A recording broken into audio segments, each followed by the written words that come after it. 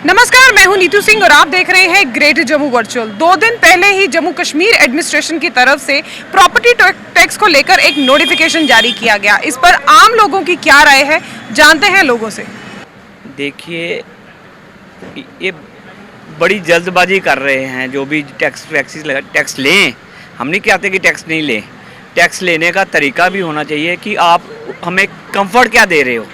अब देखो, आप 100 रुपीज़ म्यूनसिपैलिटी ने लगाया हुआ है सफाई के लिए, और आप इंटीरियर में देख लो कि सफाई किस तरीके से हो रही है और डेंगू कैसे फैल रहा है। तो और हमारा जो स्वच्छ भारत में हमारा रैंकिंग कहाँ आ रहा है। तो उस लिहाज से आप देखिए, जम्मू डिपेंडेंट है मार्केटिंग में, ट्रेडिंग में, ना कि यहाँ की अपनी कोई प्रोडक्शन है कि जिससे कि आप बच सकते हो। हमें ट्रेडिंग है। ट्रेडिंग क्या है? हमारे पास यात्रु आता है, माता वैष्णो देवी का यात्रु आता है। वो भी अगर गाड़ियाँ बाहर से निकलने के कारण अब टूरिस्ट जो है यहाँ पे नहीं आ रहा। आप ना तो हमारे जो एडजॉइनिंग मंदिर है उनको प्रमोट कर रहे हैं, और आप दुकानदारों के ऊपर एक लोड डाल रहे हो, जो कि बड़ा मुश्किल हो जाएगा दुकानदार के लिए, क्योंकि आपके पास अर्निंग नहीं है, अर्निंग के बाद सेविंग नहीं है, और ना ही आपके पास जॉब है कि जो बच्चे आपके आने वाली जनरेशन वो अनएम्प्लॉयमेंट घूम रही है। तो आप टैक्स के ऊपर टैक्स लगा रहे हो। पहले तो एम्प्लॉयमेंट क्रिएट करो, और यहाँ पे टूरिस्ट किस तरीके से यहाँ पे आए, जम्मू को किस तरीके से डेवलप किया जाए, उसके ऊपर ध्यान दीजिए। उसके बाद टैक्स लगाते। जब तक हम कमाएंगे नहीं तो आपको देंगे कहाँ से? आप अगर आपने वो कहावत थी ना, एक मुर्गी थी, अंडे सोने के अंडे देती थी, तो उसने कहा कि सर मुर्गी ही खा ले। तो वही गवर्नमेंट की सोच वो वाली हो गई है कि हम मुर्गी ही खा लें। अंडा एक अंडा ऐसा ऐसा करके लें, सब कुछ लें, हम देने के लिए तैयार हैं, मगर कुछ दें तो सही। देने के लिए आपके पास कुछ नहीं है, आप बातें ही सिर्फ बातें हैं। आप जम्मू को प्रमोट करो, जम्मू के टूरिज़्म को प्रमोट करो कि जो लोग यहाँ पे आए। आप होटल इंडस्ट्री देख लो, बिल्कुल ख़त्म है।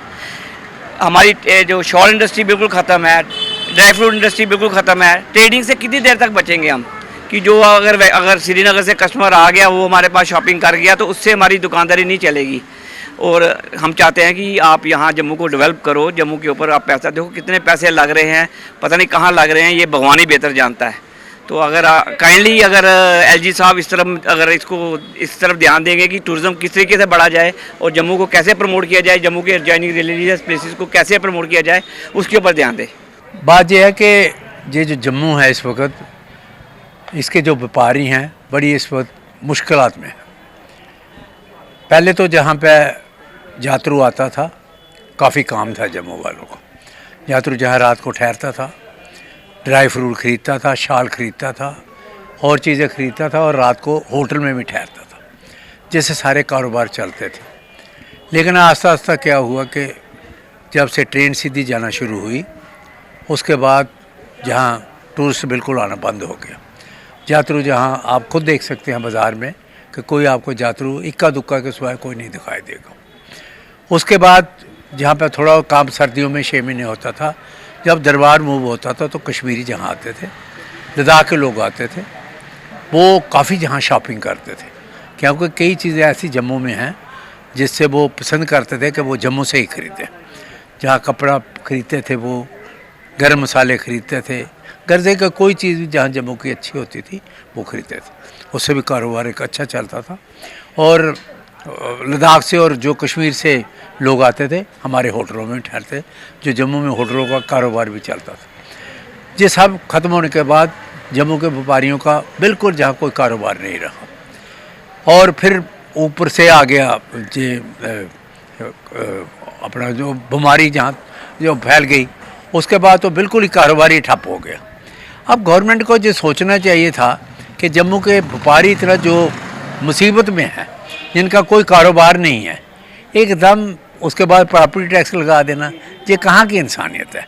आखिर वो उनके पास सीआईडी है, उनके पास पुलिस है, वो खुद इतने समझदार हैं, आईएएस आईपीएस अफसर है, उनको वो इतना जानते हैं कि आज की पोजीशन क्या है जम्मू वाले कारोबारियों की।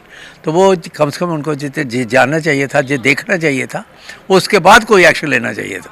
लेकिन हर चीज़ एकदम करनी, ये बड़ी बेइंसाफ़ी है, और जम्मू के व्यापारी इसमें और दब जाएंगे और इसमें उसके बारे में यही कहना है कि प्रॉपर्टी टैक्स इस ढंग से लगना चाहिए कि किसी को खास नुकसान ना हो, कोई ये नहीं लगे कि बोझ पड़ गया है। हाँ, इतना लगना चाहिए कि अगर काम हो रहा है, स्मार्ट सिटी बन रही है, तो उसके एवज में अगर थोड़ा बहुत प्रॉपर्टी टैक्स देना भी पड़े, तो अगर जम्मू खूबसूरत बने तो प्रॉपर्टी टैक्स देना चाहिए लोगों को थोड़ा बहुत, तभी काम आगे बढ़ेगा। ऐसे तो ऐसे रहेगा ना। जम्मू कश्मीर ने आज तक दिया ही कुछ नहीं है, पहले तो लिया सेंटर से, अब देने की बारी है, तो अब तो थोड़ी बहुत तकलीफ तो होगी देते टाइम। लेकिन अगर आपको स्मार्ट सिटी बना के दे रहे हैं, रोड बना रहे हैं, फुटपाथ बना रहे हैं, सफाई हो रही है, तो उसके एवज में थोड़ा बहुत प्रॉपर्टी टैक्स, अगर जिसके पास प्रॉपर्टी है तो थोड़ा बहुत देना चाहिए प्रॉपर्टी टैक्स। ये प्रॉपर्टी टैक्स के बारे में जो नोटिफिकेशन किया गया है, ये मैं समझता हूँ कि जम्मू की डेवलपमेंट के लिए ये अगर टैक्स लग रहा है तो इसमें कोई ऐसी बात नहीं है कि लगना चाहिए। मगर इसमें मेरी एक गवर्नमेंट से मैं पूछना चाहता हूँ कि जो हमारी इलीगल अनऑथोराइज्ड कॉलोनीज या कमर्शियल सेंटर्स बने हुए हैं, उनके बारे में क्या होगा? क्या उनसे भी कमर्शियल टैक्स लिया जाएगा और उनको रेगुलाइज किया जाएगा? अगर पहले तो गवर्नमेंट को ये क्लियर करना चाहिए कि उनकी क्या पोजीशन होगी उस प्रॉपर्टीज़ की जो कि गवर्नमेंट की नज़रों में आज इलीगल है या किसी भी किस्म का जो अनऑथोराइज्ड बनी हुई है, उसके बारे में क्लियर किया जाए। और इसमें एक जो अभी वैसे क्लैरिटी नहीं आई है कि जो इन्होंने अनाउंस किया है कि टैक्स लगेगा वो मंथली है या ईयरली है, और उसमें इन्होंने 1000 स्क्वायर फीट तक का लोगों को जो एग्जम्पशन दिया हुआ है वो बहुत कम है कि आम आदमी का छोटे छोटे 2-2 मरले का मकान होगा उसी को ही एग्जम्पशन मिलेगी, जिसका अब 4 मरले 6 मरले होगा उसको एग्जम्पशन नहीं मिलेगी। तो कम से कम 10 मरले तक की जो बिल्डिंग्स बनी हुई हैं उनको एग्जम्पशन मिलनी चाहिए।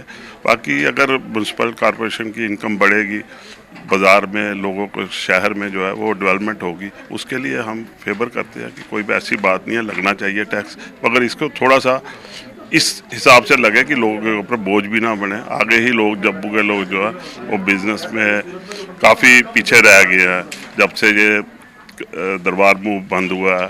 लोगों कश्मीर से लोगों का जम्मू में आना कम हो गया, बिज़नेस जो है वो हमारा स्लो हो गया। तो अगर ये टैक्स लगाना भी है तो इसको बड़ा फेस मैनर में लगाया जाए ताकि लोगों को नुकसान भी ना हो और गवर्नमेंट का काम भी चलता रहे। ये अभी जम्मू के ऊपर इम्प्लीमेंट नहीं होना चाहिए, क्योंकि ये जो है ये कंपेयर कर रहे हैं प्रॉपर्टी टैक्स को चंडीगढ़ से, लुधियाना से या बॉम्बे से, जबकि जम्मू हमारा अभी इतना डेवलप नहीं है। जो कि चंडीगढ़ के साथ जो कंपेयर कर रहे हैं, उधर का अगर स्टैंडर्ड ऑफ लिविंग और उधर की इकोनॉमिक कंडीशन देखिए तो जम्मू उसके लेवल में कहीं भी स्टैंड नहीं करता। इन्होंने एक छोटे से छोटे घर के ऊपर भी टैक्स लगा दिया, छोटे से छोटा दुकानदार जो कि अभी पहले भी कई बारी मार खा चुके हैं, और अब कोविड के बाद अभी तक वो उबर के भी नहीं आया। तो कोविड के बाद अभी तक उबर के भी नहीं आया था, उसके बाद भी हर बारी कुछ ना कुछ नया टैक्स ये कुछ, उससे छोटे आदमी का जीना बहुत ही मुश्किल हो जाएगा। तो आप सरकार से क्या डिमांड रखते हैं? हमारी तो यही रिक्वेस्ट है कि इसको डेफर किया जाए।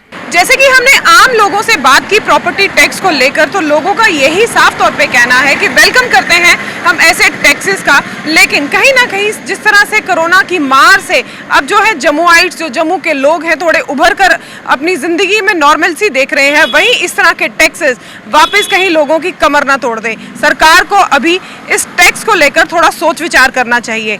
इसी तरह की और अपडेट्स के लिए जुड़े रहिए ग्रेटर जम्मू वर्चुअल के साथ। कैमरामैन अजय जाडू के साथ मैं नीतू सिंह, ग्रेटर जम्मू वर्चुअल के लिए धन्यवाद।